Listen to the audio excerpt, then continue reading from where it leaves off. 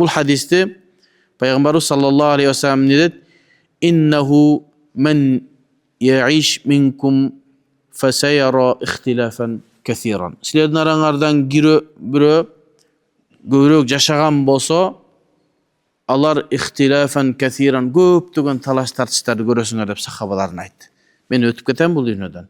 Андан кийин силер көп талаш тартыштарга дуушар болосуңар. Адамдар ар кандай сөздү сүйлөп баштайт. Ошол мезгилде фа алейкум би суннати. Ошол мезгилде менин сүннөтүмдү бекем кармагыла. Менин сүннөтүм силерге хидаят, туура жол. Менин сүннөтүм дегенде менин сүннөтүмдүн акыркысы деген сөз. Пайгамбарыбыздын сүннөтү көп. Исламдын башында кылган сүннөтү бар, өкүмү кеткен. Исламдын ортосунда кылган сүннөтү бар, өкүмү кеткен. Исламдын акырында ошол пайгамбарыбыздын акыркы жашоосунда кылган амалдары бар, ошол бизге далил. Ошон үчүн имам Абу Ханифа рахматуллаху алейхи акыркы пайгамбарыбыздын амалы кандай экенин кана ятахарра деп изилдеп, пайгамбарыбыздын акыркы амалдары кандай болчу, акыркы намаз кандай болчу. Себеби мурдарагындагы окуган намаздары менен кийинки намаздарында айырмачылык болсо, мурдага айткан сөзү менен кийинки айткан сөзүндө айырма болсо, демек мурдагысынын өкүмү кеткен деп билебиз. Ошого алейкум бис суннати деген менин акыркы айтылган сүннөтүм, андан кийин өзгөрүлбөгөн сүннөт деген. Ошого биз сүннөттү кармайбыз. Биз пайгамбарыбызды ээрчийбиз дегенде суроо беребиз. Кайсы сүннөт? Пайгамбарыбыздын кайсы сүннөтү? Мисалы үчүн намазда колун көтөрүп окуган пайгамбарыбыздын сүннөтү, бирок исламдын башындагы сүннөт. Амин деп жария айткан пайгамбарыбыздын сүннөтү, бирок исламдын башындагы сүннөт. Кийин өкүмү кеткен. Арак анча-мынча ичсе болот деген Аллахта, ал исламдын башындагы нерсе.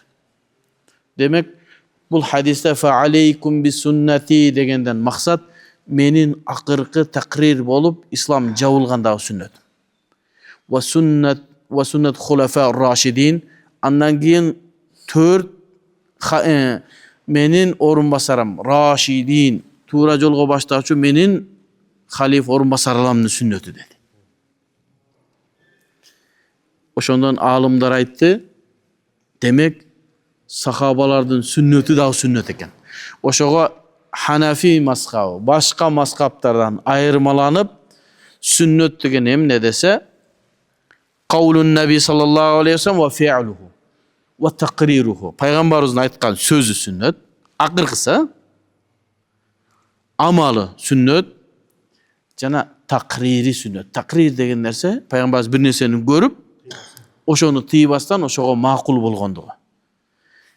Кошумча. Ва фи'лу сахаба ва каулу сахаба. Сахабанын амалы жана сахабанын фи'ли. Сөзү жана амалы дагы бизде сүннөт. Ханафи мазхабы. Башка мазхабтарда андай жок. Эмнеге? Себеби бизге динди жеткизген сахабалар, ушу динди ушу сахабалар жеткизген. Демек алар бир амал кылса, же бир фатва берсе, алар пайгамбардын сөзүнөн сырткары фатва бербейт.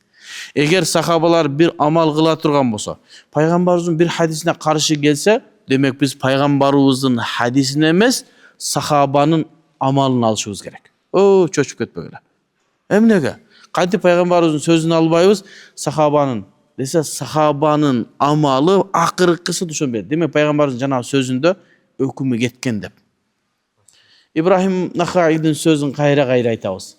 Ибрахим Нахай рахматуллаху алейхи айтат, эгерде мен Куранды окуп турсам, Куранды окуп атам, Куранда даратта чыканака чейин жуугула деп турса, бирок сахабалар ижма болуп, колуңарды даратта билекке чейин жууз десе, мен Куранды албай, сахабанын амалын алат элем дейт.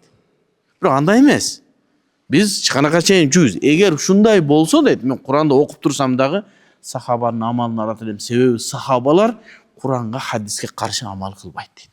Ошон үчүн сахабалардын бардыгы удул, сөздөрү кабыл кылынат. Хадис илимин окуган адамдар билет, хадистин чынжырчасында адамдардын өмүр баянын издегенде бардыгын өмүр баянын издеп жалганчы эмес изилдесин, сахабага келгенде болду.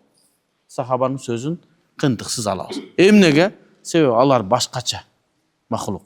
Ошон үчүн пайгамбарыбыз айткан, силердин бирөөңөр Ухуд тоосундай алтынды садака кылса да мен сахабаларынын амалына жетпесин dedi. Ушул хадистен улам Ханафи мазхабта сахабалардын фе'ли дагы, кавлу дагы, жабаш башкача айтканда сөзү дагы, амалы да бизге сүннөт болду. Эгер Куран жок болсо, сүннөт жок болсо, сахабалардын фатвалары, амалдары бизге далил.